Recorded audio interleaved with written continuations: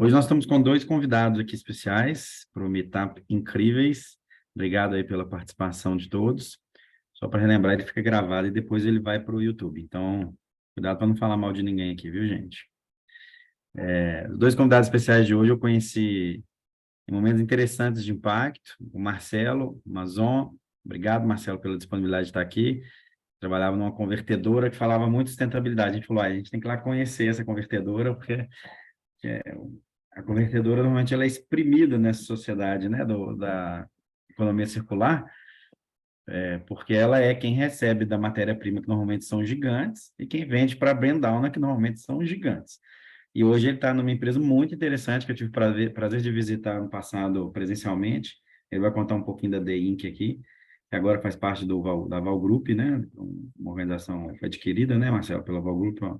Eu não sei se 100%... Não, não, não. A Val Group é só uma investidora, Ah, né? É uma investidora, coisa que a legal. gente está deixando claro nas nossas Isso que eu ia comunicações. perguntar, é. Ela é só uma investidora, só. Não Legal. só, né? Mas é uma investidora. É isso. E, e a Bárbara, que é da Musa, que eu também tive o prazer de duas vezes ir na sede deles, fazer um trabalho fantástico aí sobre retornabilidade. Por que que eu convidei os dois? Porque hoje nós vamos falar sobre um tema muito interessante. Inclusive o Estevão está nos dando a honra da presença aqui junto com a Júlia da BAL, que são nossos patrocinadores, quem viabiliza esse meetup e outras ações que a gente está fazendo aqui no Hub Incríveis também.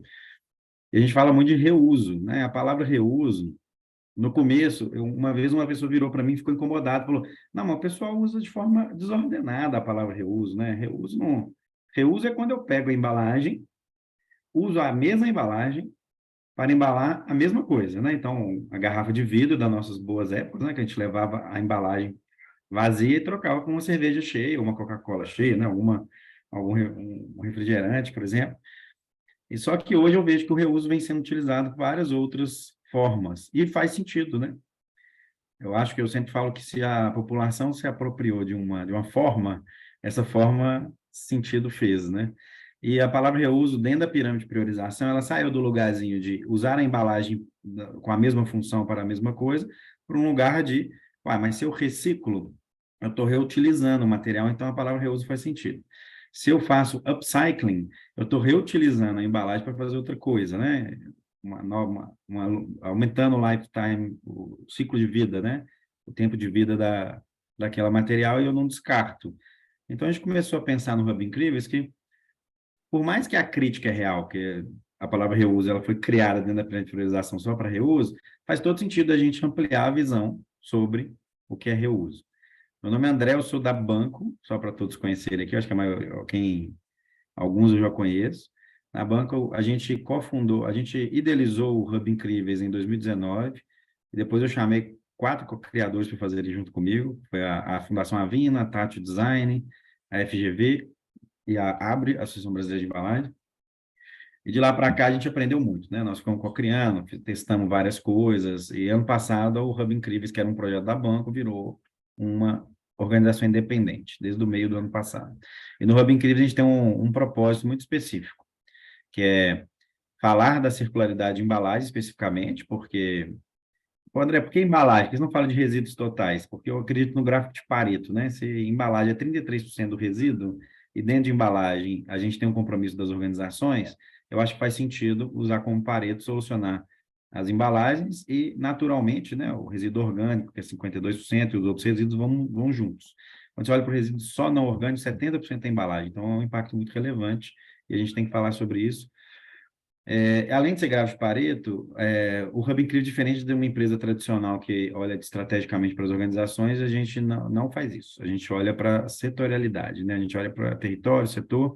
Então, quando a gente faz um projeto com a Heineken, com a Ball, a gente não está atendendo a Heineken e a Ball, a gente está atendendo o território, a latinha, o vidro, a bebida, se for o caso, né? Quando a gente está atendendo o cliente, claro.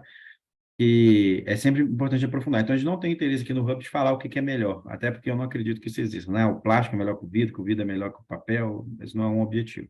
O objetivo é aprofundar nos temas de forma técnica e criar um lugar sem viés, onde a gente possa realmente falar da verdade, né? A BAL tem um site que chama Real Circularity, né? Que é a circularidade real.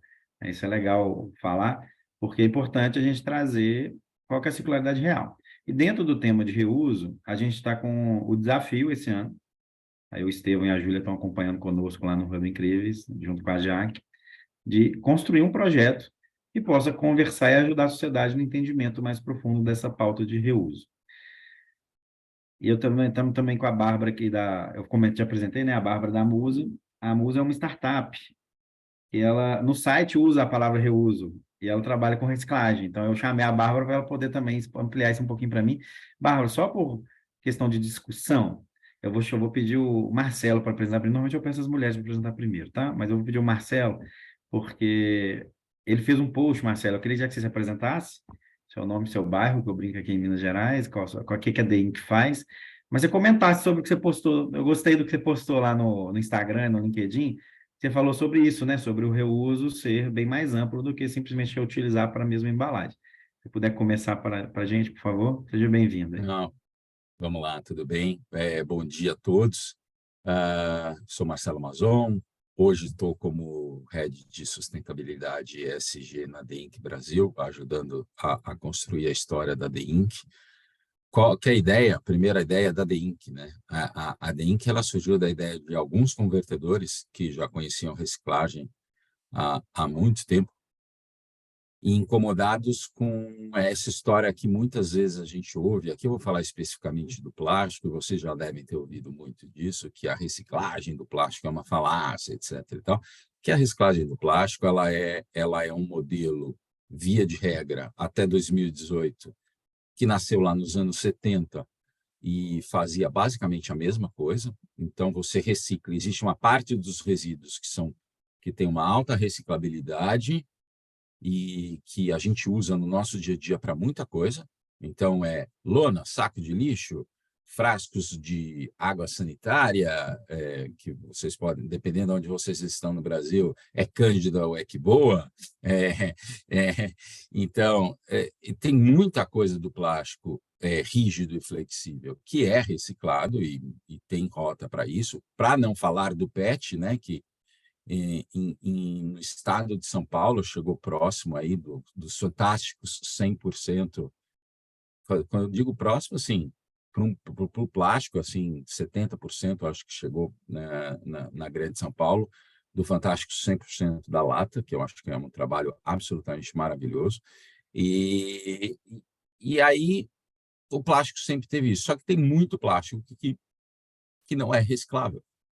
E o conceito de reciclável não é o seguinte: ele é passível de ser reciclado? Sim, é passível de ser reciclado.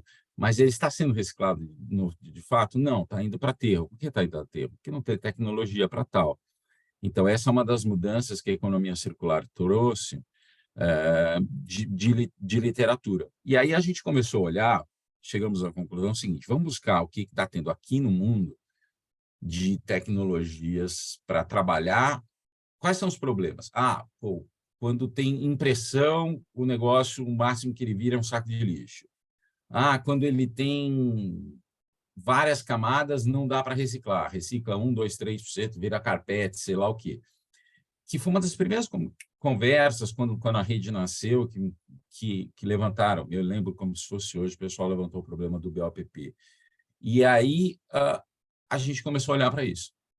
Trouxemos uma tecnologia da Espanha, que tinha nascido na Universidade de Alicante, partimos com ela, que é o destintamento,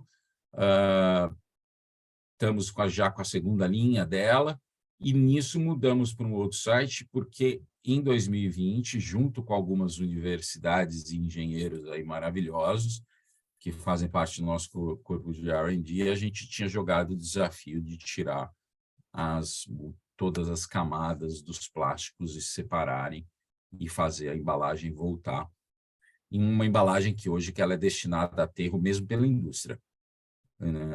Catadores não pegam, etc. Então, falam bolachas, snacks, etc. e tal. Então, o 4D é isso. Ele vem dessa ideia de dar o nome de delaminação, desmetalização, destintamento e disrupção, que você reaproveita a embalagem e ela volta a ser um BOPP liso para ser reaproveitado. Ainda não food grade, pelas regras da Anvisa, mas estamos preparando a embalagem estamos preparando, não a embalagem, estamos preparando a resina para ser testada, inclusive, por agências lá fora, para depois aterrissar isso aqui no Brasil. De qualquer forma, o BOPP tem inúmeras aplicações, de novo, como filme secundário para várias coisas que a gente mesmo vê no mercado, embalando várias outras coisas, e também é uma resina que gera uma resina nobre de injeção. O Brasil importa hoje em torno de 10 a 15 mil toneladas de PP para injeção, para linha branca, utensílios domésticos, etc. E tal. Então, não existe um PP pós-consumo, e nem com uma história igual a essa, natural, que funcione para essas aplicações. Então, essa é a ideia do 4D. Isso é um pouco de The Inc., né? da onde a gente está e das inovações, e tem outras tantas que a gente quer trazer pela frente. Então, é uma empresa que a gente se auto-intitula de uma empresa de inovação e tecnologia em reciclagem, porque o R&D é muito forte. Falando sobre isso que o André falou, né? Voltamos. A nossa ideia de reuso no Brasil, ela vem muito do conceito antigo da garrafeira, né? De você pegar e que funciona. Eu acho que para o vidro, eu acho que como ele tem inúmeros usos, ele funciona. Mas a gente está até no momento de fazer um estudo. Nesse momento está sendo feito um estudo que eu sei pela indústria do PET, One Way, no Brasil, versus o modelo de reuso. Por quê? Porque nós somos um país... Vamos parar, gente, de pensar que nós somos um país continental. A gente tem um modelo de logística. Caminhão a diesel. Acabou. É isso. Então, se você for pensar que essas fábricas que trabalham com reuso, e, por exemplo, no caso do PET de reuso, ele dura 8 vezes, então é uma garrafa que tem o dobro de gramatura e dura 8 vezes. Então, qual é o maior... a gente tem que parar de pensar, na verdade, a gente pensa muito de vilanizar material A ou B, etc. e tal, mas a gente tem que começar a pensar o seguinte: qual é o maior objetivo? Vou dar 2 passos atrás na minha fala aqui. Qual é o maior objetivo de todos nós aqui? Não é mudanças climáticas? Não é pegada de carbono? Não é fazer com que a temperatura do planeta não suba, etc. e tal, que a economia circular faz parte deste conceito? Então, por que a gente, como o André disse, em vez da gente vilanizar ou apontar os dedos para um para o outro, existem soluções fantásticas que o alumínio cobre, que o vidro cobre, que o plástico tem algumas funções para ele, e não necessariamente a função do reuso que é utilizada na Europa é passível aqui. Por quê? Europa, gente. Você anda 100 quilômetros, você atravessou 2 países, quer dizer, você tem centrais de tratamento ali a cada 50 quilômetros, né? O próprio modelo de consumo é diferente, a da população é completamente diferente. Então, como é que a gente traz isso para o Brasil de verdade? Eu acho que é isso que me incomoda, e não tem a ver com o plástico. Eu acho que existe o ativismo, ele é muito importante para empurrar a indústria. Sem ele, muita coisa de economia circular não tinha acontecido, mas ele precisa aterrissar na realidade do Brasil. A realidade do Brasil, para funcionar, ela tem que funcionar aí em BH, na Savassi, na zona sul do Rio de Janeiro, em São Paulo, no Itaim Bibi, em Pinheiros, mas ele precisa funcionar na periferia. Ele precisa funcionar lá nos fundões do Nordeste, ele precisa funcionar. Então, aí eu acho que está o mérito específico da BOL do alumínio, que a gente vê que na hora que o negócio pegou em todas as camadas da sociedade e que todo mundo viu que a latinha de alumínio tinha valor, independente de onde a pessoa estava, o alumínio passou a ser coletado. E o alumínio tem a sua função de ir e de manter ali aquelas características daquele produto. Assim como tem outros produtos, outras embalagens que têm a sua função e a gente tem que entender. E eu acho que a grande briga nossa é trazer essa ideia de reuso para dentro do Brasil, de uso e reuso, né? Como é que a gente... eu acho assim, quando o pessoal fala assim, vamos banir A, B, C, falo assim, gente, mas calma aí, vocês estão pensando, eu acho lindo gritar para todo mundo isso, mas vocês estão pensando um cara que pega 4 horas de condução, vai subir o morro lá para a casa dele, como é que ele usa aquela embalagem e ele reusa aquela embalagem, né? Como uma embalagem secundária para isso, uma embalagem terciária para isso. Eu acho que esse reuso é um outro modelo, né?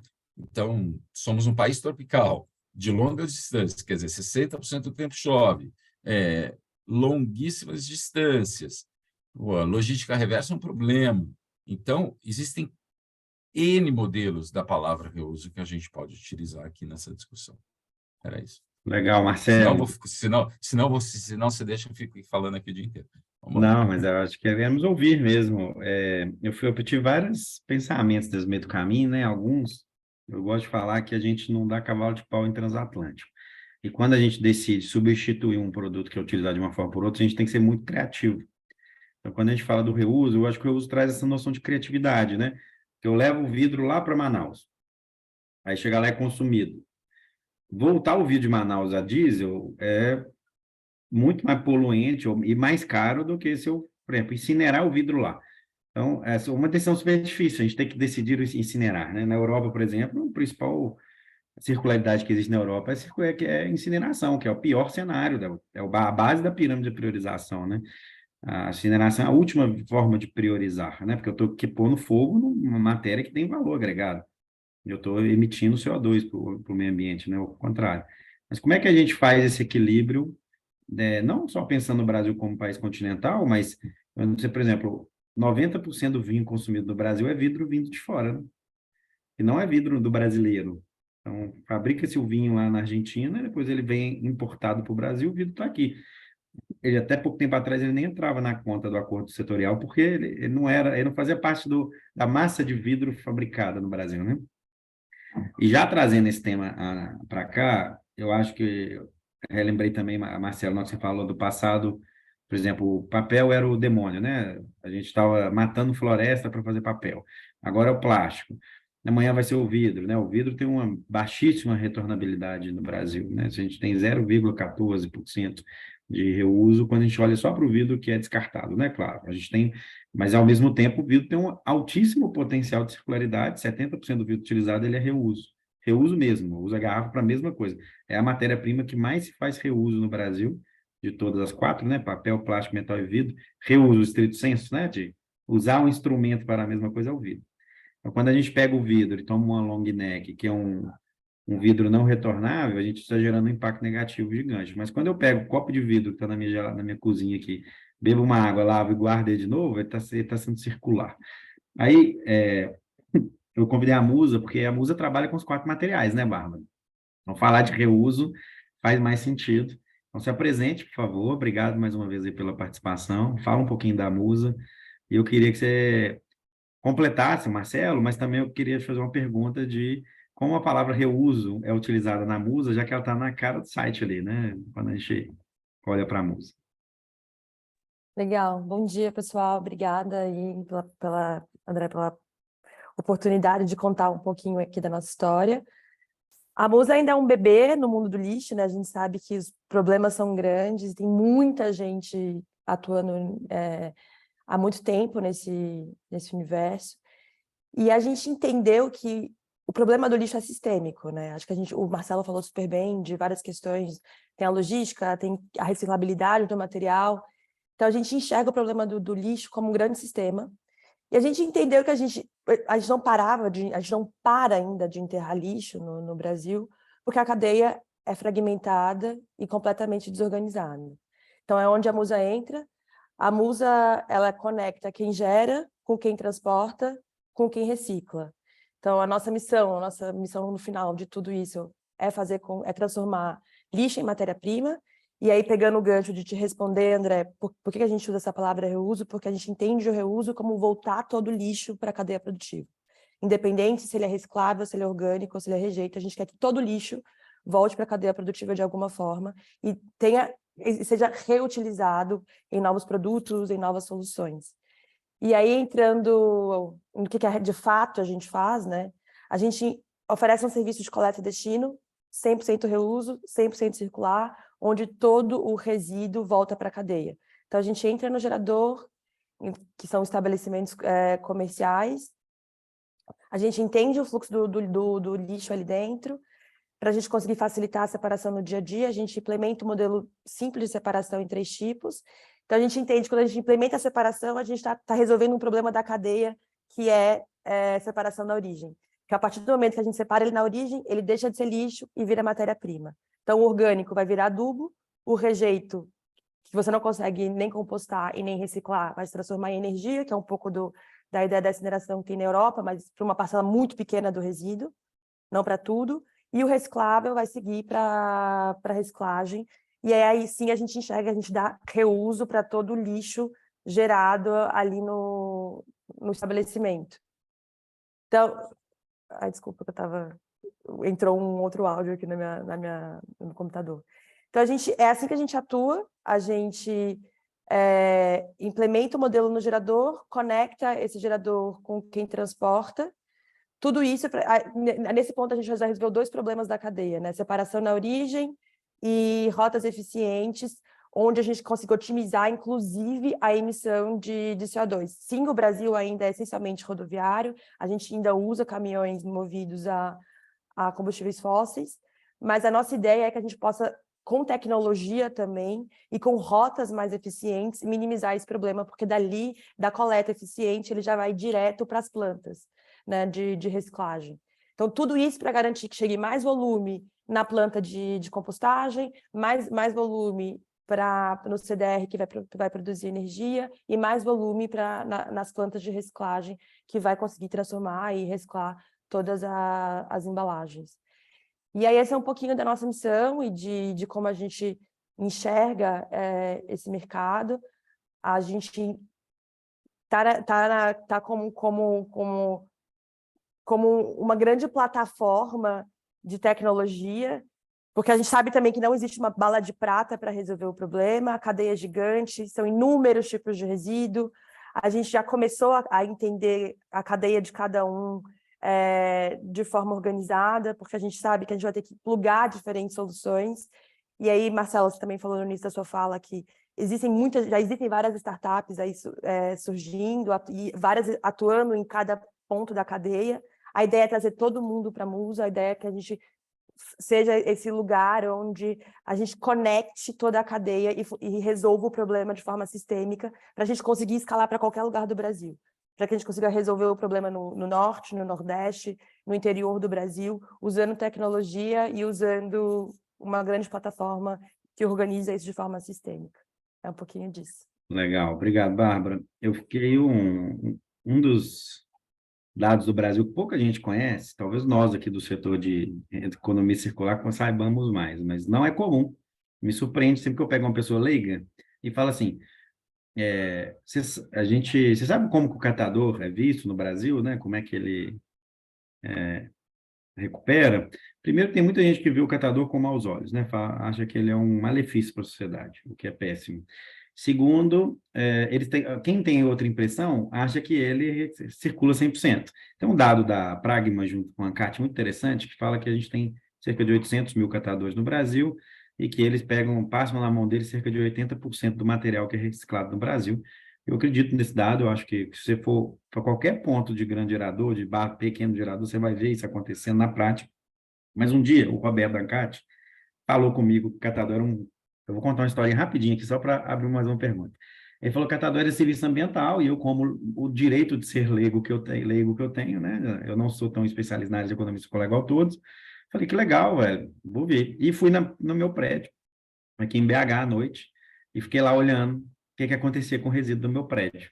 Indico, inclusive, todo mundo fazer isso, porque não é fácil entender. Passaram 7 carrinhos, né, pessoas antes do caminhão da prefeitura à noite, todos catando. E é super interessante, todo mundo catou o plástico, né, todo mundo catou a latinha, mas ninguém, 0 pessoas cataram o vidro. E depois veio a prefeitura e catou o vidro, né, claro, porque ela tem que catar tudo. E eu voltei para o Roberto, falei assim, que interessante, os catadores da minha rua não prestam um serviço ambiental. Eu achando cheio de razão, né, falei assim, vou lá trucar o Roberto, né? Ele falou, claro, eles não pagam pelo serviço prestado de catar. O catador ali não está recebendo para catar o vidro, mas a gente poderia, a gente já passa lá. Aí a gente fez um sprint de catadores que a gente respondeu essa pergunta, né? A gente falou assim, como remunerar o catador pelo serviço prestado? Por que eu estou contando essa história? Porque os catadores no Brasil, desse tanto de catadores, 15% são cooperados, né? Ou associados. Os outros 85% são catadores independentes, né? Que inclusive envolve a Musa. A Musa faz um serviço quase de captação, né? Você vai lá no grande gerador, faz ele destinar certo. Então, pensando nisso, a gente conversa muito no Hub Incrível aqui sobre fechar o ciclo, né? O erro de design do lixo, né? Dele conseguir para fora, e como é que a gente fecha o ciclo. Eu acho que um dos grandes desafios é a gente ter soluções. Aí, uma coisa que eu percebi que tem muita confusão no Brasil é da palavra reciclável até a palavra reciclado. Tem uma enorme diferença, mas parece a mesma palavra, né? Então, a gente tinha muitas metas de, esse material é reciclável. Aí eu cheguei à conclusão aqui, de novo, o fato de ser leigo me ajuda, tá, Marcelo? De que tudo é reciclável, né? Para tudo, eu tenho uma solução no mundo, 100%. A questão é que a solução não existe no Brasil. Então, BOPP, por exemplo, eu parei de comprar BOPP, viu, gente? Eu fiquei aqui 1 ano sem comprar BOPP, foi super difícil. Porque você não pode comprar mais, uma chips, né? Você não pode comprar mais batata palha, era um desafio, porque eu tinha que comprar a batata, cozinhar ela no óleo, gerava resíduo de óleo, gerava mais tempo, não era, talvez não seja, não ficasse tão saudável, então eu comecei a ter umas dificuldades. Eu acho que a experiência de viver, né, Marcelo, é legal. E a pergunta é essa, fala assim, acho que a DEINC, uma das grandes soluções é trazer para o Brasil a possibilidade do BOPP ser reutilizado, né? Vocês fazem uma recuperação de BOPP também, não fazem?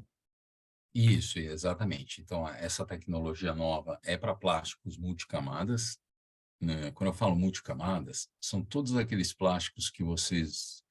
Então, você abre desde um pouch, que você vê que tem uma camada de alumínio interna, muito pequena, para dar segurança alimentar e shelf life para aquele produto. E aí depois ele vem uma camada de plástico, aí ele vem um outro plástico para dar brilho, que aí vem outra tinta, e aí pronto, porque tem sempre, não vamos esquecer, a embalagem é o que vende, né? A primeira venda é na embalagem, né? Temos designers aqui, eles sabem disso. E a embalagem de snacks e bolachas, a mesma coisa. Então, toda vez que você tem muita gordura dentro, você tem que ter aí algo que encapsule isso, e por aí vai. E você tem várias embalagens. Outro exemplo que essa primeira linha vai se tratar só BOPP, mas é uma tecnologia para todos os laminados e que não são reciclados. Outro grande mercado, ontem à noite eu estive falando com o pessoal da Fundação Avina, você está fazendo um levantamento do mercado brasileiro de pet food, né? Aqueles sacos lindos e maravilhosos de rações, que eu acredito que vários de vocês têm os seus pets em casa. Aquilo ali, cara, aquilo ali é pet de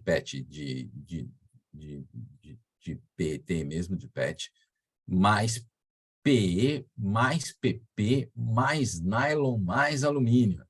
Às vezes não tem nylon, já melhoraram isso, quer dizer, mas assim, é uma embalagem extremamente complexa.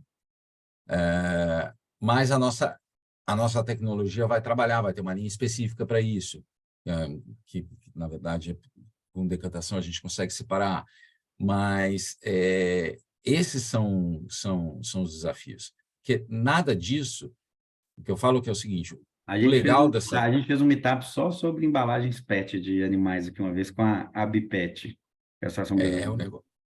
é um negócio assim, que cresce 20% a 30% ao ano. As embalagens são lindas, quando você vai ver, são lindas, e é uma guerra para ter embalagem mais bonita do que a outra, mas isso tem um custo, né?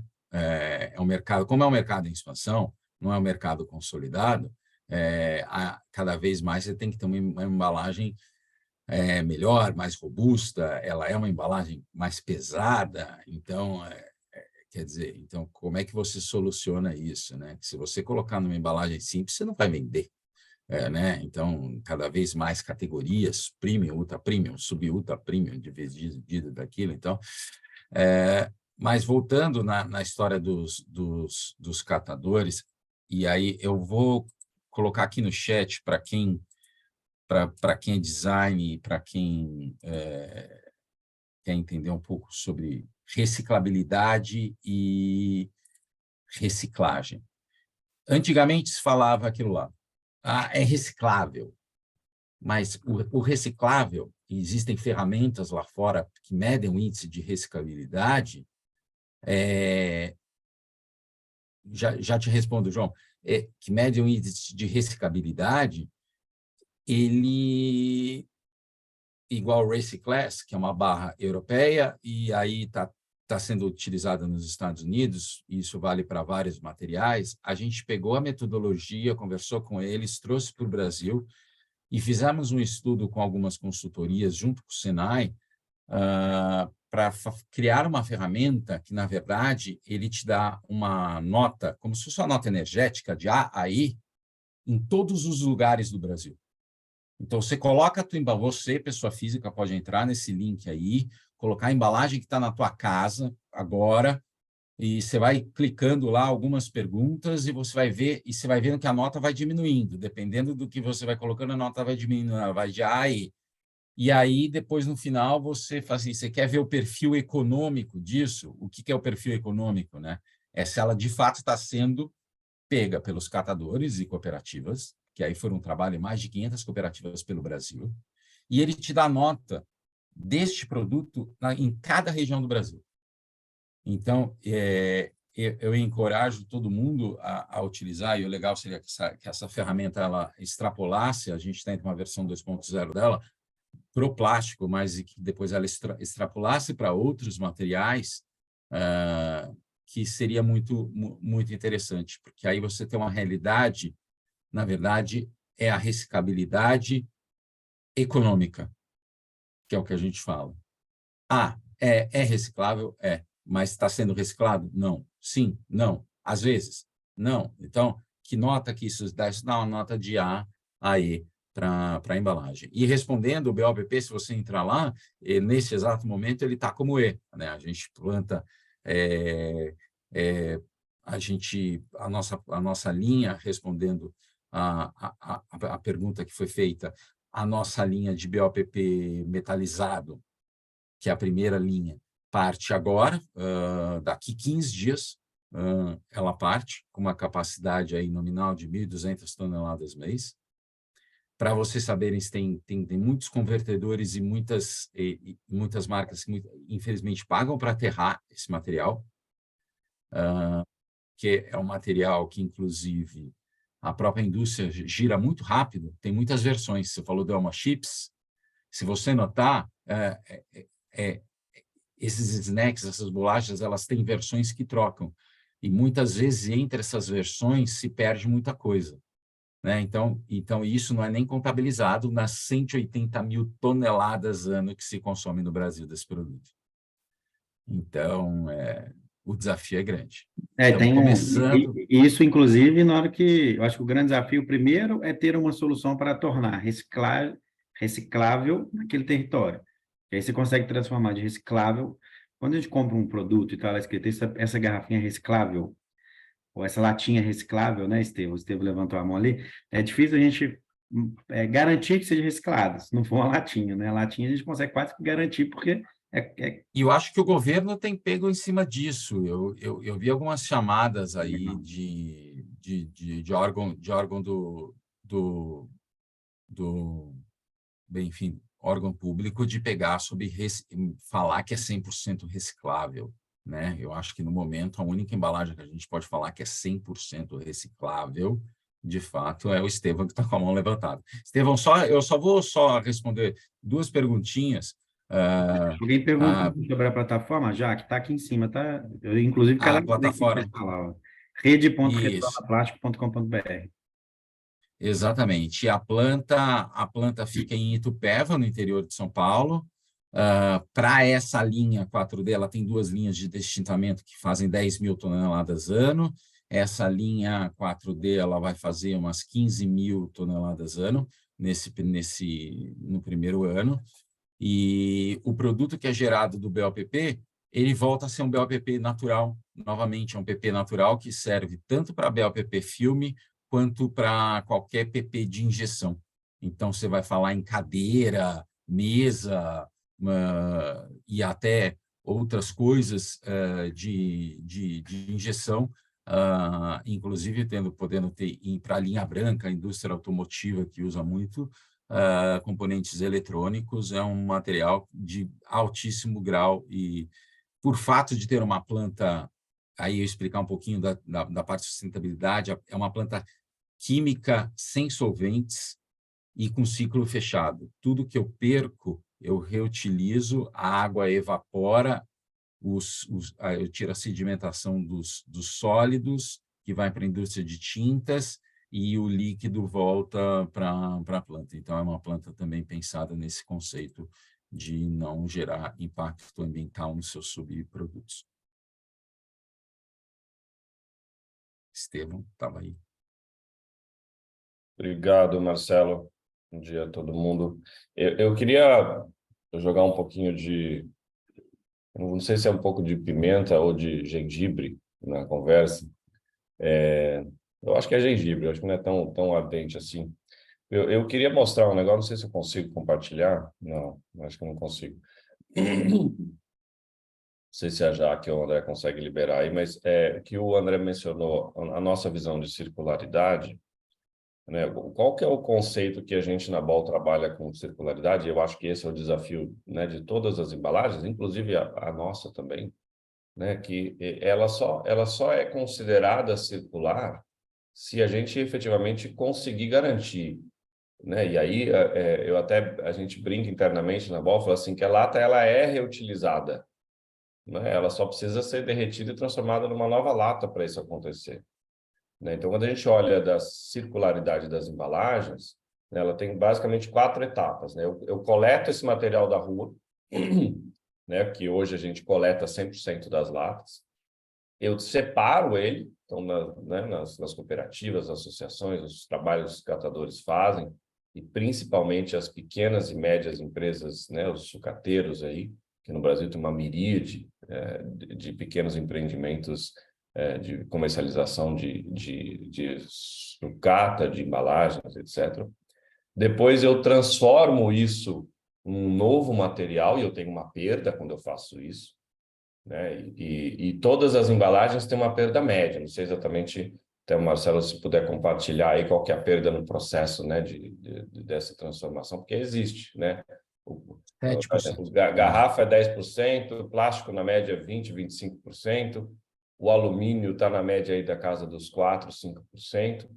E para fechar o ciclo, você precisa garantir que esse material que você reaproveitou, ele seja reutilizado e reinserido na mesma cadeia, né? Porque se eu transformo uma lata de alumínio num Apple Watch, né? Porque a Apple tem condição de pagar muito mais caro, né? No alumínio aqui, o case do Apple Watch é feito de alumínio reciclado pós-consumo, 100% dele. É óbvio que eu vou precisar de mais alumínio para fazer a lata. Então, hoje a gente tem uma média de 80% de conteúdo reciclado no alumínio, embora a gente recicle 100% das latas, porque a diferença ela vai, por exemplo, para o setor da metalurgia siderúrgica, vai para o setor de fabricação de veículo elétrico, vai, etc. Então, a circularidade real, a nossa visão de circularidade, ela só fecha quando eu tiver aquele produto sendo transformado num novo produto, mesmo depois do reuso. E aí, para fechar, a coisa eu queria pegar um outro gancho que o Marcelo falou, né, que como o Brasil é um país continental, a gente precisa tomar um certo cuidado com alguns conceitos, né, que a gente tem a gente fala que tem uma memória afetiva, né, em algumas questões, algumas embalagens que a gente utiliza, né? Então, vou dar um exemplo aqui, que a gente fez uma análise bastante aprofundada, demorou uns 2 anos, da análise de ciclo de vida de embalagens retornáveis versus embalagens de uso único, né? E o que a gente encontrou, né, e está lá no site da Ball, quem quiser lá, não sei se a Júlia depois consegue colocar, obrigado, Júlia. Consegue colocar lá o link para a nossa análise de ciclo de vida, é que as embalagens, dependendo da taxa de reciclagem e do conteúdo reciclado, né, a análise de ciclo de vida depende basicamente desses dois e do peso da embalagem, você tem um impacto maior ao invés de um impacto menor. Então, a última que a gente fez, por exemplo, a gente encontrou que a lata de alumínio tem uma pegada aí na casa de 70 gramas de CO2 por litro de bebida, e tem embalagem de vidro, eu estou falando de vidro retornável, o Marcelo falou um dado que eu não sabia, né, de 8 vezes, né, não sei se é a embalagem retornável de vidro de alguma categoria específica, mas está na casa aí dos 300 a 400 gramas de CO2 por litro de bebida condicionada, com o reuso. 20 vezes, a gente considerou 20 vezes, que é o número que a gente pegou em vários dos nossos clientes. Então, mesmo considerando isso, quer dizer, no final das contas, a gente, né, tá vendo aí os impactos das mudanças climáticas, né, ciclone e etc., né? Infelizmente, né, a gente começa a sentir um pouco mais, e vai sentir cada vez mais, né? Esse vai ser o ano, seguramente o ano mais quente da história do mundo. O ano que vem vai ser pior do que esse ano, por causa do super El Niño que está vindo aí.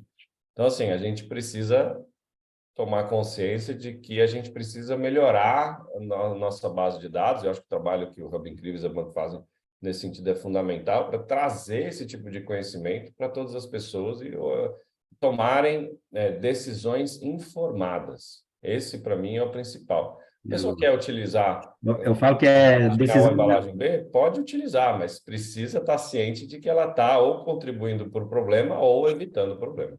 Eu falo que é decisão baseada em dados, né, Estevão? Exatamente.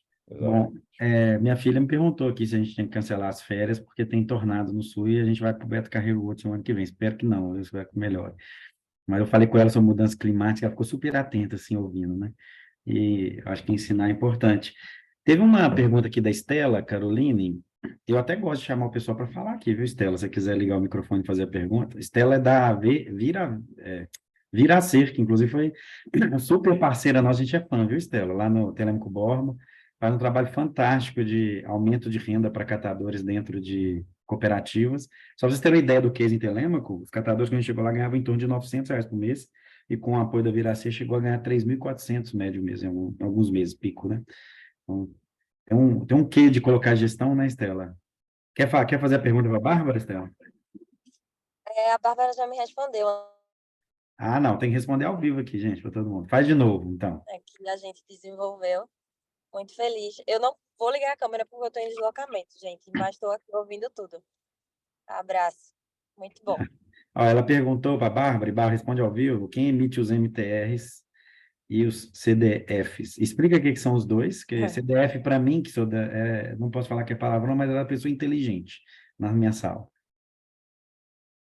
Legal, acho que tem só dando uns passos atrás, né?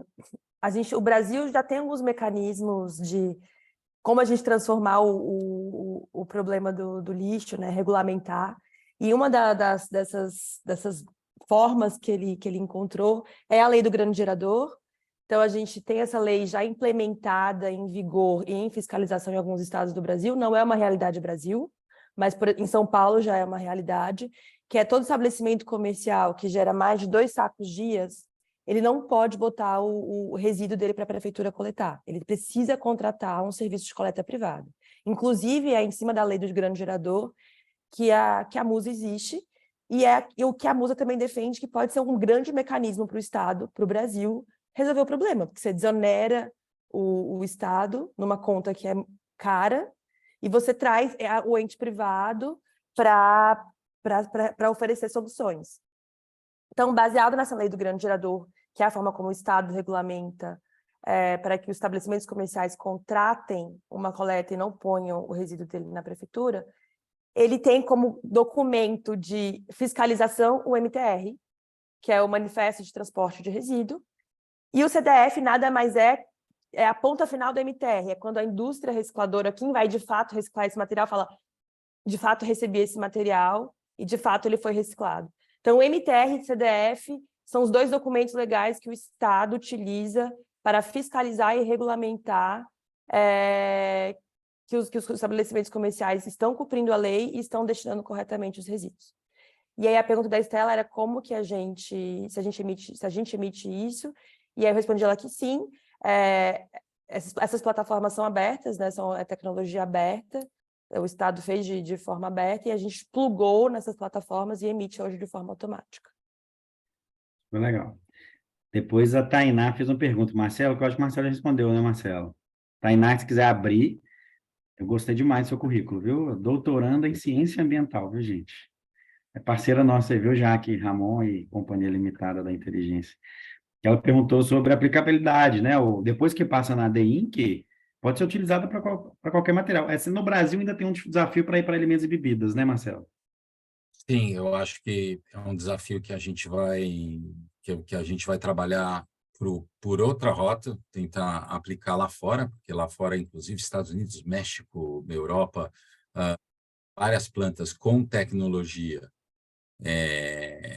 comprovada aí realmente que não tem voláteis, etc., conseguem fazer essa resina virar food grade, sem falar da reciclagem avançada ou reciclagem química, né, que é um outro assunto, que está sendo regulamentado no mundo inteiro, mas a gente volta isso para a cadeia. Por enquanto, no Brasil, só o PET, mas vamos ver, eu acredito que isso, o governo está implantando aí um plano, eu não sei quem acompanhou o bate-papo do Haddad com a Natuza Neri, no qual ele falou sobre um plano de estratégico ambiental com 100 pontos, e eu acho que vem muita coisa nova por aí. Eu acho que o Brasil precisa se modernizar. E quando o Brasil precisa se modernizar, não é só trazer investimento com tecnologias do nosso potencial, do que a gente pode fazer e muitas vezes incentivar a indústria. Eu acho que tem um lado do governo aí que também precisa se modernizar, e no caso as agências, enfim. Mas é aquilo ali, a agência brasileira faz um trabalho muito bom, porque nós estamos no Brasil, né? Então tem sempre aquela coisa do brasileiro tentar e pelo caminho mais fácil. Mas eu queria retomar um pouco essa conversa do Estevão, que eu acho que é primordial. Eu acho que... Mas só antes de você ir para lá, tem uma Tá. pergunta que eu acho que falta um pouquinho, só para completar a pergunta da Mariângela aqui, que eu também adorei ver aqui, labirintório. Adorei, viu, Mariângela? Mas esse percentual de plástico reciclado, quanto que é permitido? É para alimentos? O Brasil tem permissão de utilizar percentual de plástico reciclado ou não? E quanto que é esse Tem percentual? PET. Só PET. PET até 100%. A Aí PET PET até pode 100%. usar. O Guaraná Antártica eu escrevi no chat, ele é 100%. Mas o produto Né? do dengue, aquelas bolinhas que eu visitei na fábrica aí, nós vamos marcar uma visita aí para visitar vocês e levar uma galera, viu? De novo. Ele pode ser utilizado como PET, para fazer PET? Não, né? Não. A gente não vai trabalhar com PET por enquanto. Tá. Nós não vamos trabalhar com PET por enquanto. Nós vamos trabalhar com BOPP. Entendeu?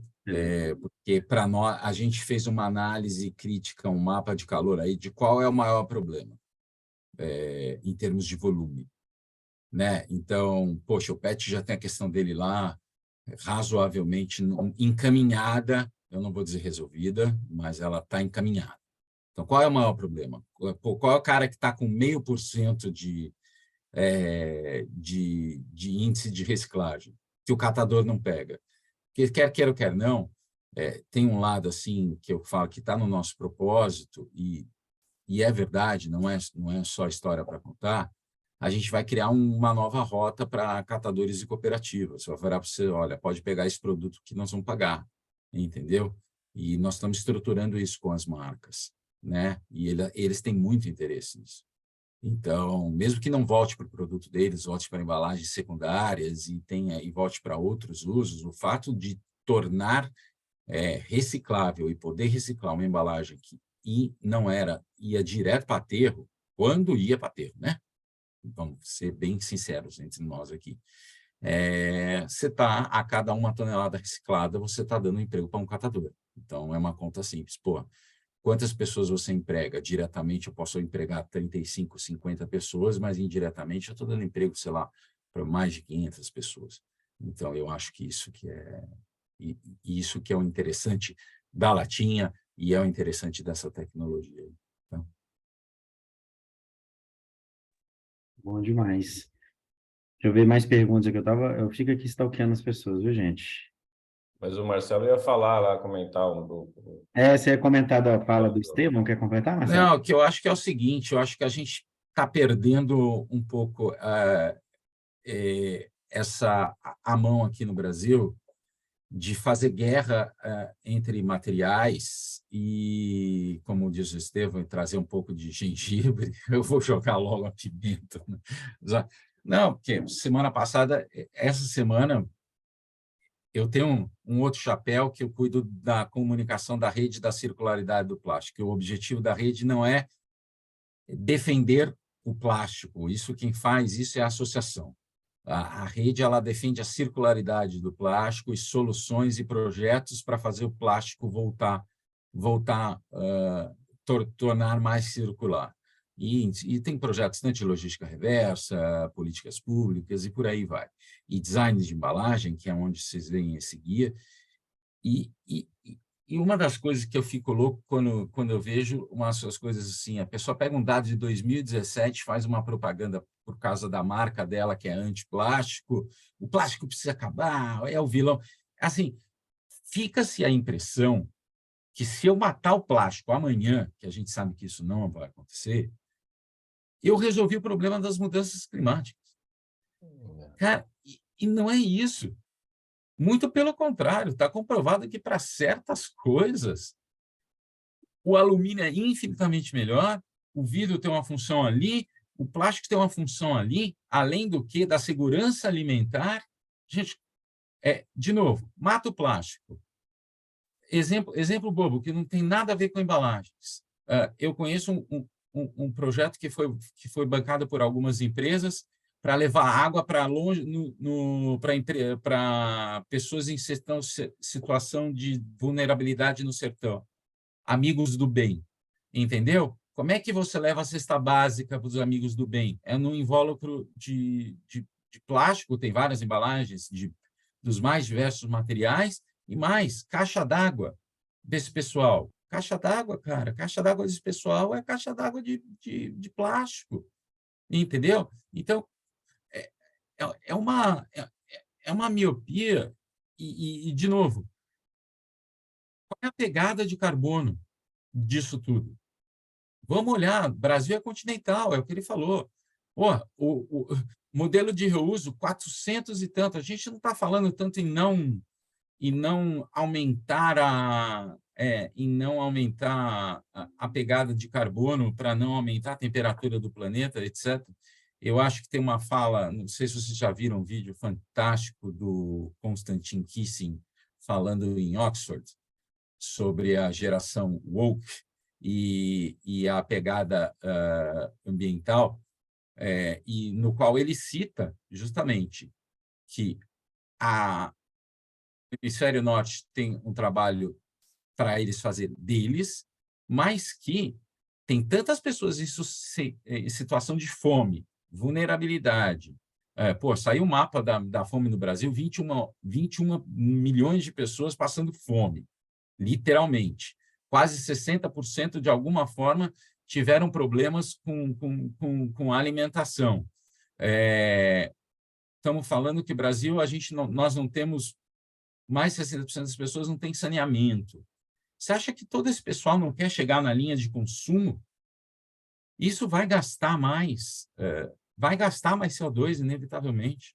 Brasil, os BRICS, África, Índia, a própria China, entendeu? Que tem muita também, apesar de todo o tamanho dela, ela tem muito problema. Então, quer dizer, os desafios do planeta são muito diferentes e a escolha, assim, a questão das embalagens vai ter muito a ver com a pegada de carbono, não é saindo matando A ou B, entendeu? A gente tem que olhar para um negócio, um problema muito maior. Deixa eu fazer uma comparação interessantíssima, te ouvindo. Nos anos 90, a gente tinha 50% dos pesquisadores do mundo acreditando que mudanças climáticas ia acontecer, né, que era um problema, que a gente tinha que cuidar, e a gente tinha 50% dos pesquisadores, outros falavam que era impossível uma ação em Belo Horizonte afetar São Paulo. Eu não sei se vocês lembram disso, né? Era uma época que a gente tinha poucos dados. No ano 2000, a gente começou, de 2000 a 2005, a gente começou a ter o famoso Big Data. Não sei se vocês lembram, a gente começou a ouvir falar muito sobre Big Data, né? Agora a gente tem muito dado e a gente tem capacidade de analisá-los com tecnologia. Dentro do Big Data, chegou-se a conclusões que mudou isso. Eu não sei se vocês sabem os dados, mas hoje, 98% dos cientistas mundiais acreditam que mudanças climáticas acontecem. E a gente tem 2% que não acreditam, que ainda continuam acreditando na teoria de que é impossível um ecossistema impactar o outro. E tudo bem. Por que eu estou contando essa história? Porque esses 2%, eles precisam existir para a gente ser sempre desafiador ali, desafiar o status quo do padrão e começar a fazer outros tipos de pesquisa, e 2% no mundo inteiro é muito, tá, gente? Apesar de ser muito, no percentual parece pequeno, 2% da população, dos cientistas mundiais ainda acreditam que falar de mudanças climáticas é balela. Essa galera fica pesquisando coisas ali todo o tempo, né? Inclusive para desafiar os outros 98% a serem mais atrativos aos dados. E eu conversando lá atrás com o Estevão e com a Júlia, aqui da BAU, foi interessante, Estevão, você tirou um estigma da minha cabeça que eu acreditava que latinha só valia muito porque é metal, e metal vale muito. E não é isso a verdade, né? Eles contaram a história de como eles investiram para esse mercado para o produto ter valor agregado. Eu acho que é a mesma coisa com plástico, papel e vidro, né? A gente tem cada vez mais investir nesses mercados para que esse produto tenha o seu valor agregado, que lá na Alemanha eles fizeram o Pfand, né? Que você pega lá, compra um refrigerante, você sabe quanto custa a latinha, quanto custa a embalagem, se for de plástico inclusive, e quanto custa o resíduo, porque assim você... O refrigerante, porque assim você sabe mensurar e a embalagem retornando tem um valor de mercado. Quando você cria e consegue dar esse valor de mercado, ele vira um produto. Eu fiquei pensando aqui, Estevão, que dá para a gente fazer uma pesquisa, depois eu vou te chamar, você ajuda. Dá pra gente... Eu acredito que tem um monte das cidades, das mais de 5 mil cidades do Brasil, que só recuperam latinha. E não deve recuperar nada mais, tipo Caseara, que a gente foi lá em Tocantins, a gente levou uns executivos lá, os resíduos lá, é tão remoto o lugar, que os resíduos são incinerados pelos próprios ribeirinhos ou expostos em lixões dentro de APA, de área de preservação ambiental. A única coisa que a gente encontrou circularidade lá era um cara que ia lá uma vez, 2 vezes por semana captar as latinhas e garrafas de vidro de valor, né, quando era de bebida alcoólica cara. Aí, olhando para isso aqui, gente, só para vou deixar um convite, eu não sei se vocês sabem, aqui na sala tem gente muito fera. O Diogo Ilano, já tive o prazer de conversar com ele 2 vezes, ele é ex-boticário, cara, super conhecimento aqui nas pautas. A gente citou alguns outros aqui que a gente está falando, acho que é muito legal se vocês puderem se apresentar, mas eu vou deixar um convite reverso. No próximo dia 7 de agosto, a Bárbara não sabia, nem o Marcelo, então já vejam só a gente, se vocês puderem, já fica o convite. Próximo dia 7 de agosto, na parte da tarde, nós vamos fazer um workshop presencial em São Paulo, só para convidados, lá na Heineken, na sede da Heineken, para falar sobre reuso. Qual que é o objetivo desse workshop? Pensar mais a fundo sobre esses dados e como é que a gente traz nobreza para criar um projeto que ajude isso. Será que é só educação ambiental sobre a palavra reuso? Resolve? Ajuda? Eu acho que ajuda bastante. Mas dá para a gente fazer algo prático, sabe? Junto com a Musa, junto com a The Inc. Como é que a gente gera mais valor? Porque uma coisa é a The Inc., que tem lá o plano dela de fazer 4 fábricas. Eu acho que deveria ser 35 fábricas até o final do ano, sabe? Porque o impacto está nítido, né? Natal, Marcelo. Hã? 35 só. 35 fábricas, viu, Marcelo? Até o final do ano. Mas tem a dificuldade de vender, né? Um produto novo, é um produto pouco conhecido, né? Tem a dificuldade de processo, de conseguir operar isso e crescer. Eu acho que a gente tem um espaço gigantesco. Então, eu vou deixar meu WhatsApp aqui no chat. Para quem tiver interesse em continuar a conversa sobre reuso depois, bater um papo, até porque a gente vai ter lá vagas limitadas, né? Mas a gente tem 2 vaguinhas para a sociedade, que a gente pode convidar pessoas de fora, inclusive. Então, quem tiver interesse e quiser estar conosco, vai ser dia 7 de agosto em São Paulo. Queria deixar esse chamado, né, Estevão, do nosso workshop, nosso próximo aí, muito alinhado a isso, a gente tem esse grande desafio de entender, né, como que a gente coloca valor, a circularidade, gente, o mundo é capitalista. Eu brinco isso com a minha equipe, né? Não adianta você brigar, é o modelo que deu menos errado. Então, a gente tem que entender que o mundo é capitalista, que o modelo não é o que agrada a maioria e resolveu vários problemas. Eu gosto de brincar também que o Covid estava mais para antivírus do que para vírus, né? Quando a gente começa a mexer muito no planeta, o planeta vem lá e se defende, né? Solta um Covid e fala, ó, calma aí, comecem a repensar como que a gente está utilizando. E todos os materiais a gente tem essa possibilidade. O plástico, como o Marcelo comentou, né, Marcelo? Muito demonizado hoje, tem esse desafio, e a gente ouve os ativistas, igual na mineração, acaba com isso, mas eu uso o celular, né? O celular usa plástico, usa metal, minera. Como é que eu equilibro? Mas eu também acredito, Marcelo, que dá para fazer melhor, né? A gente exagerou na produção de plástico uso único. Eu acho que proibir é um caminho muito drástico, porque o uso único ele tem seus benefícios, a Covid mostrou isso, né?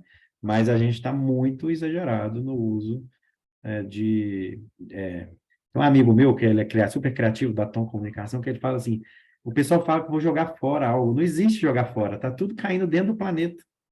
Sempre que a gente joga dentro, né? A gente não consegue jogar fora.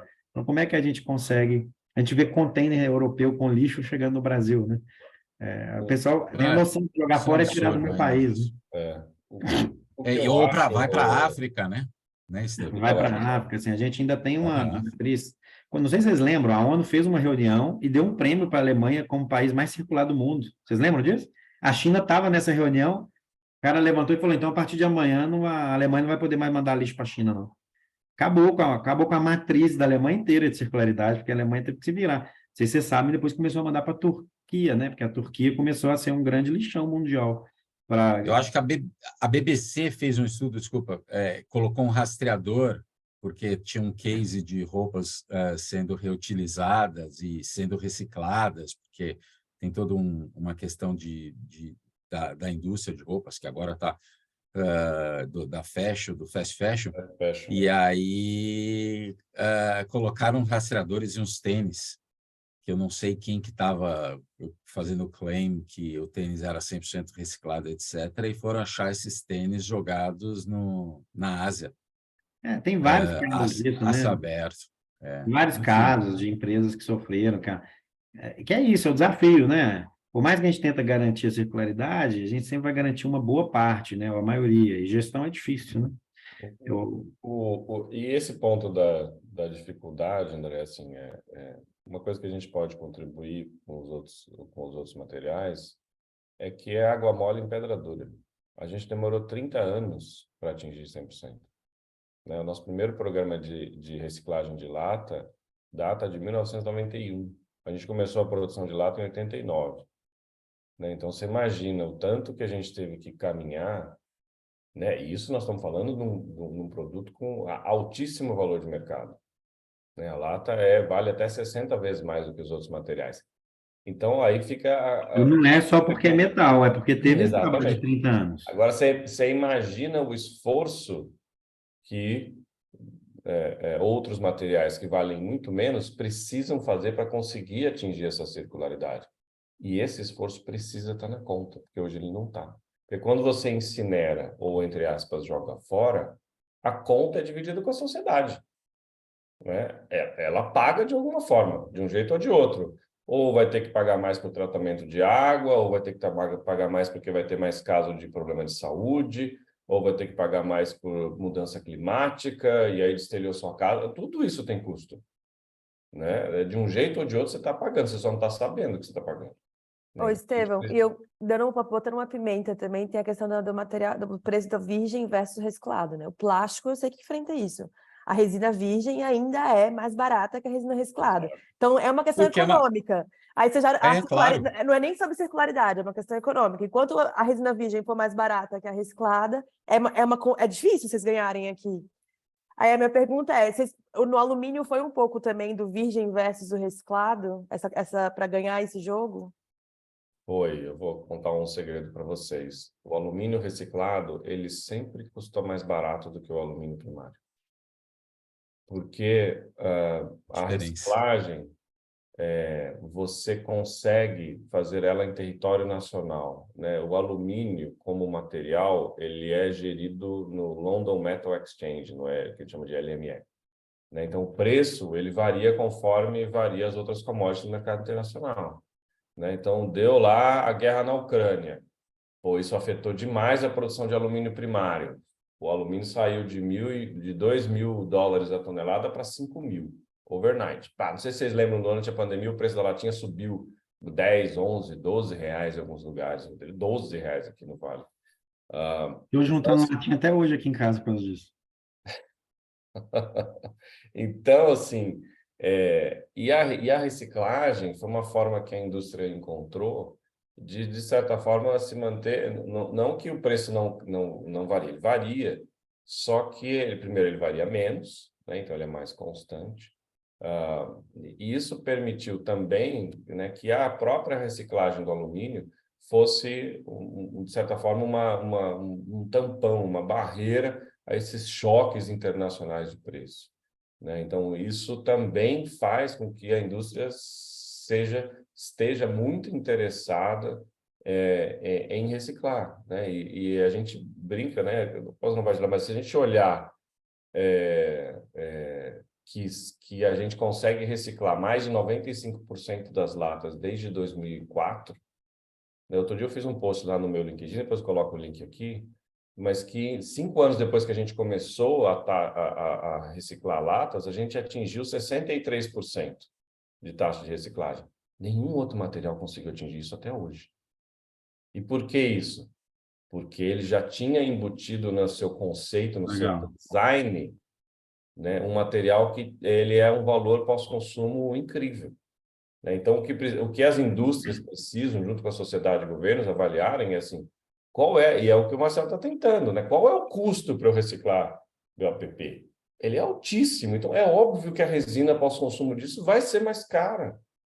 Então, não tem como, não existe um almoço grátis. Então, você precisa realmente chegar a essa conta. E a sociedade precisa estar disposta a pagar essa conta. O problema é que, sem um incentivo ou um regulamento, e eu espero que o Haddad, né, trabalhe muito próximo da Marina e eles consigam efetivamente, eu sei que eles estão trabalhando, né, estão trabalhando junto, espero que eles realmente consigam vir com uma fórmula aí onde esse custo esteja embutido. Eu sempre falo que na área de impacto, você não dá solução simples para problema complexo, né? Olha que simples que é. Vão aumentar impostos, né, sobre todas as matérias virgens, vão cobrar o dobro, o triplo, que assim a gente ajuda a DEINC a abrir as 35 fábricas no final do ano, né? Porque aí não vai mais poder usar virgem. Eu ia entrar justamente nessa seara, que era uma briga que a indústria do plástico sempre falou, e respondendo para a Bárbara, por que o plástico não consegue acompanhar o modelo do alumínio? Porque são várias indústrias de petroquímicas fósseis pelo mundo inteiro, baseado pelo preço do petróleo, que oscila, e a nafta, que é um subproduto do petróleo que é utilizado para fazer o plástico, é sempre assim, na hora que cai o custo cai o consumo de gasolina, você sempre tem um porto seguro que é a nafta ali, entendeu? Que é do plástico. Então, hoje o plástico vive um ciclo de baixa, um dos maiores que teve, tá? Porque subiu muito na pandemia, agora desceu mais do que teve, depois volta. Esses ciclos são assim, e não tem como a indústria, como a reciclagem, mesmo a da reciclagem de downcycling, competir com o virgem. E aí você, André, falando o seguinte, aí a indústria brasileira ficava pedindo aqui isenção de imposto para reciclagem, que é um caminho. Aí depois foram ver na Inglaterra. A Inglaterra instituiu o modelo de EPR, né? No qual as marcas esperavam com isso, qual era o modelo? Colocar impostos em cima dos materiais virgens, aí bastante em cima das embalagens plásticas virgens, e esperavam coletar 30 bilhões para conseguir fazer isso, trabalhar a indústria de reciclagem. Coletaram no primeiro ano, se não me engano, 280 bilhões. Business as usual. Meteram dentro do preço e continuam fazendo a mesma coisa. Qual é o único modelo que funciona? Estive conversando com o pessoal de Portugal, que está louco. Obrigação de uso. E isso que tem que vir no decreto. Operação de quê? Obrigação de uso. Obrigação de uso de material reciclado. Mesmo que não seja para food grade, que leva a outro caminho, mas que seja para qualquer coisa. Fala assim, olha, nem que comece com 5%. Você já pega e você já puxa a indústria. Na hora que você puxa a indústria, fala assim, poxa, mas vai pode ser que falte material, aí você puxa os catadores e cooperativas a catarem mais. E você vai, e aí isso vai em ciclos e você vai aumentando Mas tem um gringo amigo meu, Marcelo, que fala que o Brasil é um país estranho, que ele é o único país que a lei não pega. Então a gente está vendo, né? Política Nacional de Resíduos Sólidos desde 2010. Não pegou, né? Depois vem Planares, ainda não pegou. Como é que a gente faz pegar, né? Eu acho que a política pública é legal, mas eu acho que eu gosto desse desafio de usar a política pública de forma mais inteligente, política pública de forma mais inteligente para a gente valorizar o trabalho. Vou dar um exemplo aqui, só para você me responder, Marcelo. Aí depois eu queria ouvir os outros também. A Elisângela fez um comentário que eu adoro aqui. A gente tem que trabalhar em cadeia, né? Ninguém faz sozinho, né? Sempre é cadeia. E a gente sempre esquece de catador, por exemplo. Eu sempre tenho tentado trazer catador como referência aqui, porque eles realmente fazem um puta trabalho. Mas a gente está fazendo um trabalho de mobilidade sustentável para a Stellantis. E dentro desse trabalho de mobilidade sustentável, setorial, que a Stellantis está financiando, mas é para olhar para o setor, porque tem uma tendência muito clara de olhar para carro elétrico, né? Que vai gerar outros tipos de resíduos, outros desafios, mas vai resolver algum problema do... Mas eu fiquei bem intrigado com um dado. Hoje, mais de 90% da nossa frota é flex no Brasil. Pode usar álcool, que já é um bem mais sustentável que a gasolina, né? Eu lembro que eu vi uma pesquisa uma vez que a gasolina custava quase R$ 300 o litro se a gente tivesse que pagar o preço de extração. Quando você faz contabilidade ambiental, igual a Natura fez, o preço de criação do petróleo da natureza, se eu tivesse que pagar a natureza por isso, o litro da gasolina ficaria uns R$ 300. Então, o álcool, desde então, nunca mais ponho gasolina no meu carro. Mesmo se o álcool for mais caro que a gasolina, eu ponho álcool. Mas a gente não tem essa prática, porque a prática é financeira, né? E hoje nós temos vários subsídios para a Petrobras, que é uma empresa brasileira. Aí eu virei lá e perguntei para o Ministério, para o governo, né? Falei assim, por que a gente não tira todos os subsídios da Petrobras e põe imposto, aumenta o imposto, e coloca todos os subsídios para o álcool? Né? Já que a gente tem 90% da frota álcool, pronto, eu resolvo boa parte do impacto ambiental. Porque você não resolve o problema complexo, é uma solução simples, né? Tem emprego envolvido, tem acordos feitos com as petrolíferas, tem um monte de coisa que inviabiliza a gente tomar uma decisão tão drástica quanto essa. Sem falar que o aumento da produção de cana provavelmente tem um efeito nefasto Exatamente, a para a monocultura produção tem seu agrícola, para o impacto, né? desmatamento da Tudo tem seu... Amazônia. Na análise de vida, gente, tudo... Eu brinco, tudo que a gente faz gera Isso. impacto positivo e negativo. Pois Não é. sei se estou ajudando, Marcelo, mas eu queria te ouvir sobre isso. Não, mas eu acho que é isso aí. Quando o Estevão falou de negócio de extração, né? Começa a vai fazer análise de vida de carro elétrico. Ainda mais num país continental igual o nosso, que você ir de São Paulo para São José do Rio Preto, não precisa ir muito. Um spoiler aqui, eu já consegui com a Stellantis um carro elétrico para levar a galera que não visitar a BINC aí, viu? Nós vamos marcar com você uma visita, levar uma galera de carro elétrico. Fantástico. Não, eu acho o máximo, mas é isso aí, é analisar o ciclo de vida das coisas, né? E não esquecer, Brasil, a pirâmide é ambiental, que é onde todo mundo bate, social, onde pega a dor, e tem o econômico. Na hora que não é mais, na hora que todo mundo fala de stakeholder, capitalismo de stakeholder, etc. Então, na hora que bate no shareholder lá e a conta não fecha, dá um cavalo de pau, o transatlântico que você fala. E no álcool, eles fizeram isso, né? Eles obrigaram a gasolina a ter 2% de álcool, depois 5%, depois 10%. Até que chegou no limite, agora falou, agora por que não usa álcool? Já que a base inteira é flex, né? Nossos carros são flex no Brasil, em sua grande maioria. Por que a gente não usa álcool, né? Porque eu acho que tem um desafio aí de Petrobras ser brasileira, da petróleo ainda ser um mercado ativo relevante. E quando... O petróleo é nosso, tem um poder político muito grande. Exato. Esse poder político existe também no metal, no plástico, no papel, no vidro, né? E essas são as discussões que acontecem. Não dá para você simplesmente proibir de hoje para amanhã fabricar carro flex, que você sacaneia todas as montadoras. Primeiro elas têm que converter para carro elétrico, né? No futuro. Eu acho que a matriz no Brasil, com certeza, ele sendo, no futuro, ele sendo um híbrido leve, no qual você pode usar o álcool e com motor elétrico auxiliando, eu acho que é o futuro da matriz no Brasil. É meu pensamento. Estamos discutindo isso aí, mas aí eu sou mais tecnológico. Eu acho que os carros elétricos vão substituir todo mundo, vai acabar. A gente só não sabe quando, a expectativa de tendência é em 2027 começar, né? A gente está fazendo uma pesquisa, mas é muito legal. Aqui teve um comentário aqui da Tainá de novo, obrigado, Tainá. É fundamental trazer os catadores nessa discussão toda, André. Eles são principais atores de viabilização da coleta seletiva, logística reversa e prática e pela Política Nacional de Resíduos Sólidos. E é triste você ver isso, né, de que a política não pegou. Uma vez eu sentei com uma especialista, ela falava muito da política, e eu falei com ela, mas essa política não foi de 2010? Aí eu mostrei um gráfico, que foi o gráfico que a gente fundou o Hub, inclusive, baseado nesse gráfico, que em 20 anos, mesmo com todos os investimentos, a percentual de recuperação no Brasil não mexeu nem um pauzinho. A gente está lá nos 2%, 3% até hoje, né?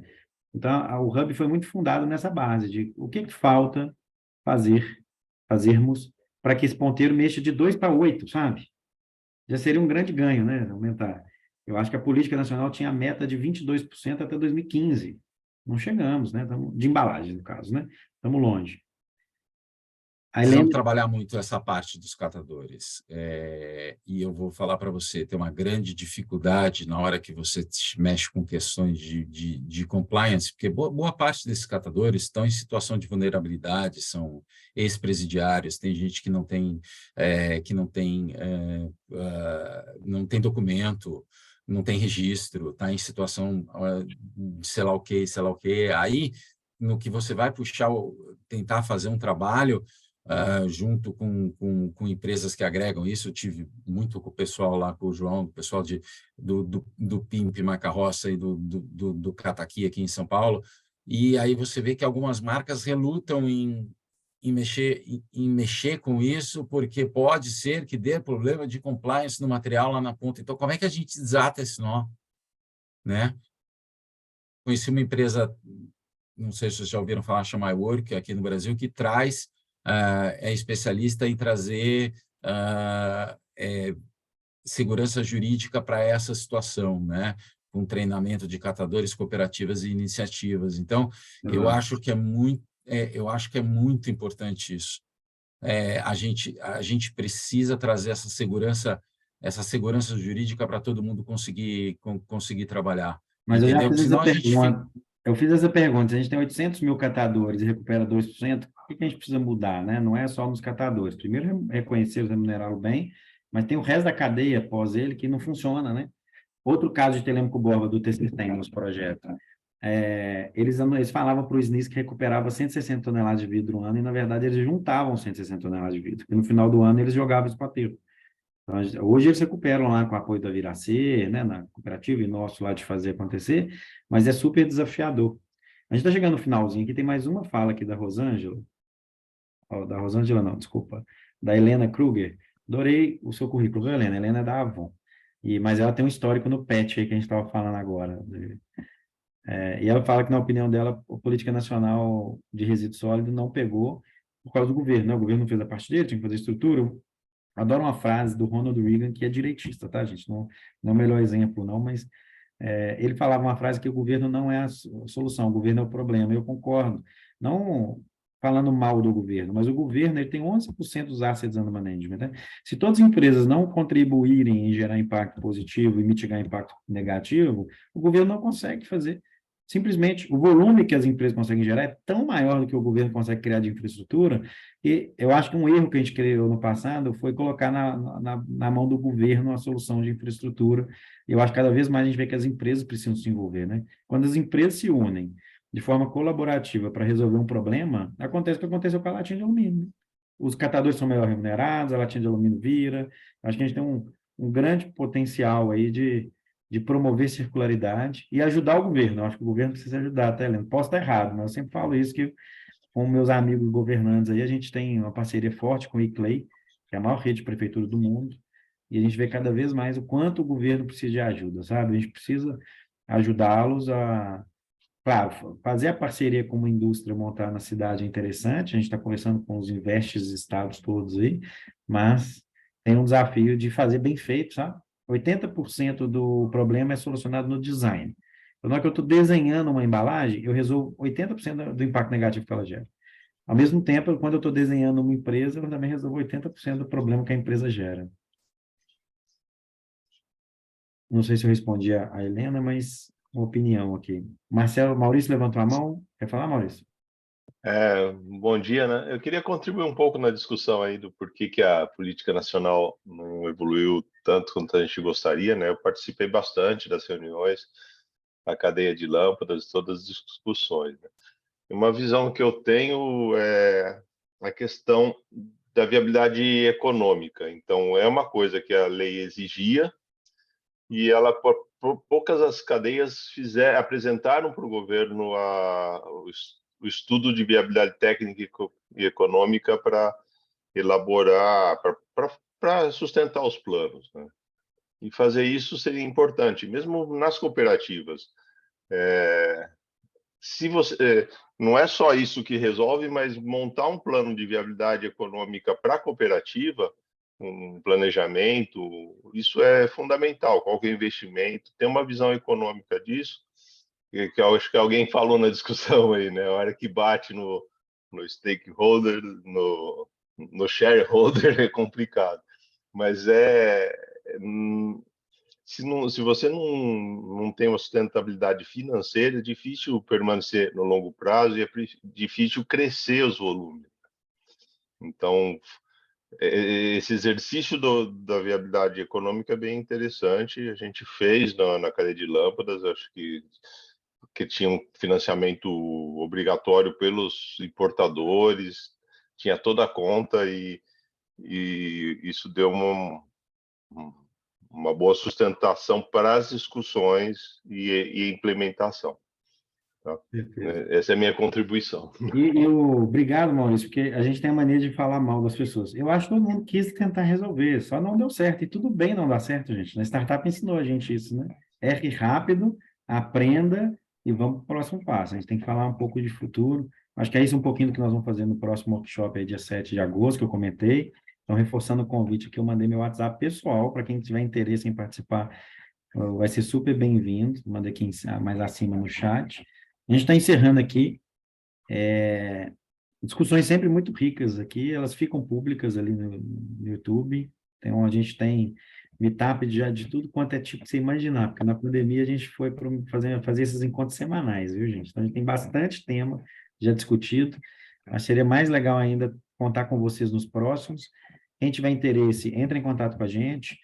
Aí, né, Nath, posta aqui no chat as nossas redes sociais, né? Eu acho que pode mandar também na nossa rede social lá perguntas, ideias, projetos.